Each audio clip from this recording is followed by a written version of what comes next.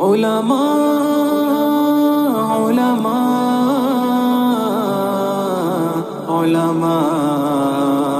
علماء سنو کے عالموں کا مرتبہ بہت بلند ہے، یہ وارث رسول ہے، وفا بہت بلند ہے۔ سنو کے عالموں کا مرتبہ بہت بلند ہے، یہ وارث رسول ہے، وفا بہت بلند ہے۔ سوچتا ہے اس طرح اگر اسلام ہو جاتا، تو جس طرح سوچتا ہے اس طرح اگر اسلام ہو جاتا تو تیری بنیاد مٹ جاتی اور میرا نام ہو جاتا۔ اگر ہم مدرسوں میں جنگ کی تعلیم دے دیتے، اگر ہم مدرسوں میں جنگ کی تعلیم دے دیتے تو 100 برس پہلے ہی وطن میں قتل عام ہو جاتا۔ سامعین حضرات، یہ مدارس مسلمانوں نے جن کی دینی زندگی کے لیے ریڑھ کی ہڈی سے زیادہ اہم اور ان کی شہرت سے زیادہ ناگزیر ہے۔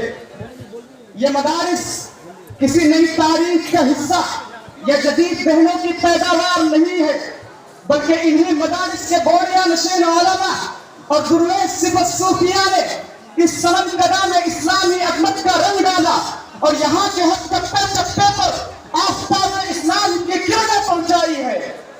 محترم حضرات، استعماریت کے ماحول میں ایسا محسوس ہو رہا تھا کہ اب اس ملک سے اسلام کا نام و نشان تک مٹا دیا جائے گا، تو ہمارے علماء کرام اور دینی رہنماؤں نے میراث نبوت کی حفاظت کے لیے انہیں دستگاہوں اور جھوپڑیوں کا سہارا لیا۔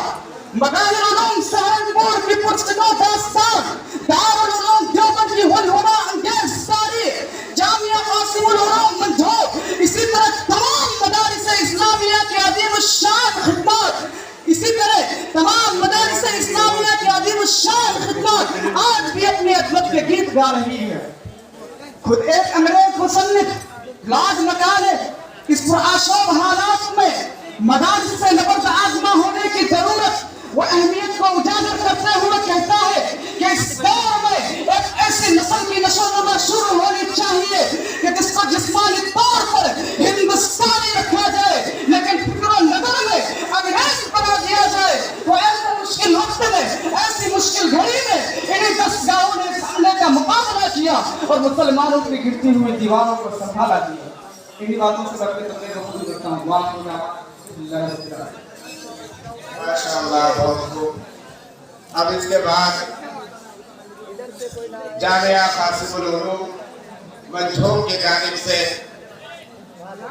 اس پروگرام کے مہمان خصوصی حضرت اقدس علامہ و مولانا مفتی محمد فاروق مدنی صاحب دامت برکاتہم العالیہ کو